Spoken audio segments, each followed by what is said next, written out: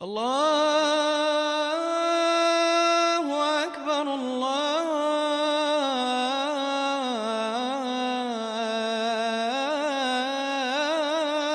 আকবার।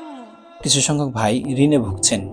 ঋণ পরিশোধ করার জন্য রাসূল সাল্লাল্লাহু আলাইহি ওয়াসাল্লাম একটি আমল বলে দিয়েছেন।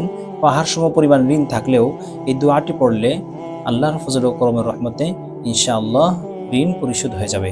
দোয়াটি হচ্ছে আল্লাহুম্মা কফিনি বিহালালিকা আন হারামিক ওয়া আগনিনি বিফদলিকা আম্মান সিওয়াক।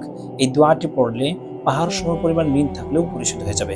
রাসূল সাল্লাল্লাহু আলাইহি ওয়াসাল্লাম যেহেতু হাদিস শরীফে বর্ণনা করেছেন, এই হাদিসের উপর আমল করলে এবং ইয়াকিন করলে, বিশ্বাস করলে অবশ্যই ঋণ পরিশোধ হবে। কারণ রাসূল সাল্লাল্লাহু আলাইহি ওয়াসাল্লাম তো আর মিথ্যা বলতে পারেন না।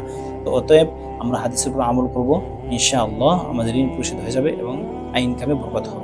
সপ্তাহের মাত্র একটা দিন অর্থাৎ জুমার দিনে এমন একটি ছোট্ট আমল আছে যে আমলটি করলে রিজিকের রাস্তা প্রশস্ত হয়ে যাবে এবং রিজিকে অনেক বরকত হবে। যেই রিজিকের জন্য আমরা মাথার ঘাম পায়ে ফেলি, কষ্ট ক্লেশ করি, সারাদিন মেহনত করার পরেও, খাটুনি করার পরেও যখন রিজিকে বরকত না পাই তখন আমাদের অনেক কষ্ট লাগে।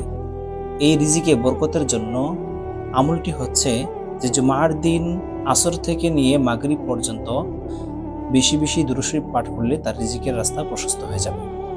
এই সময়টির মধ্যে যে কোনো দুরূদ শরীফ পড়লে আপনার রিজিকে বরকত হবে।